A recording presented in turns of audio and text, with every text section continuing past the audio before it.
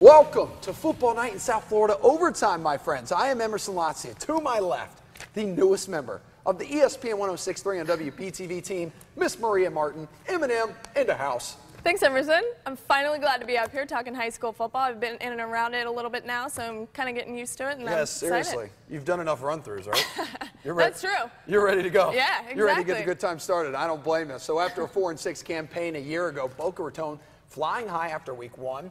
The Bobcats opening up with a surprising 30-16 win over rival West Boca. Now tonight, Boca trying to make it 2 in a row. The 10th-ranked Bobcats looking to chomp Palm Beach Gardens, and late in the second quarter, Philip Santiago going up top to Charles Barnes, and what a catch. Bobcats take a 14-7 lead into halftime, and the third quarter rolls around. Gators offense comes alive. Hunter Aranda swings it out to Earl Roberts. Get out of my way, son. Breaking a pair of tackles, a 51-yarder. Gardens up 21-14, but Boca not backing down. Fourth quarter, fourth down for the Cats. Santiago to McGinnis Albert, and we are tied once again. Ensuing drive, Gardens answers back. Donnell Perry, the muscle. Gators lead 28-21 with 5:35 left on the clock. Now next drive, Santiago crosses the goal line, so Bobcats down 1 with 33 seconds left, and head coach Eric Davis says, YOLO, boys. They go for 2, and they go for the win. Santiago to Xavier Morley, and OMG, it works. Bobcats win a thriller, knocking on Palm Beach Gardens 29-28. My goodness, for more on a thriller in PBG, we bring in Ian Hest and Wells Dusenberry. What up, boys? Yeah, I think that's an understatement, E. A gutsy call by Boca. Reminded me shades of that 1983 national championship game between Miami and Nebraska.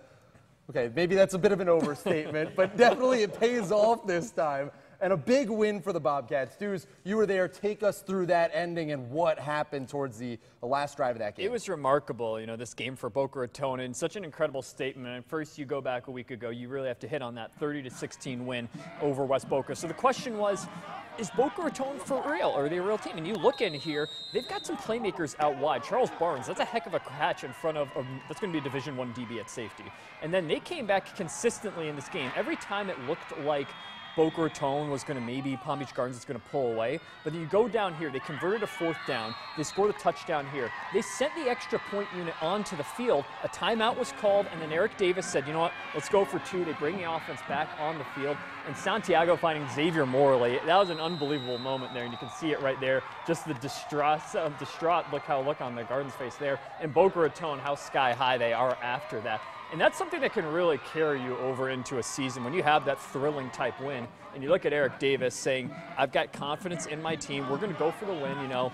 Forget about overtime. Let's win it right now. And that's a solid Palm Beach Gardens team. So I think Boca Raton, absolutely a very incredibly impressive win tonight. And it's going to be interesting to see them going forward here and what they can do in 8A. We see him bobble that towards the end. And it's almost like the game flashes before his eyes. He holds on. Now Boca moves to 2-0. They've defeated West Boca last week, now Palm Beach Gardens this week. 2 impressive wins to start the year. So you mentioned earlier, is Boca Raton the real deal? I think they're a pretty solid team right now. And I think that, you know, you don't want to go too far and say, let's put them, you know, immediately in the top 5. But I think this is a good football team. Like I said, these are 2 solid squads. You know, and Palm Beach Gardens, I think, is going to get better as the year goes along here, too. But Palm Beach, you look at Boca Raton, they've got a steady quarterback in Philip Santiago. They've got some weapons out wide. Bryce Hill at running back was great tonight. Really underrated player for that team. So there are some nice pieces, and just the resiliency. That's the key thing, converting multiple 4th downs and then getting that touchdown in the 2-point conversion to win. So, yeah, I think Boca Raton absolutely a team to keep an eye on going forward. They've entered your top 10 now.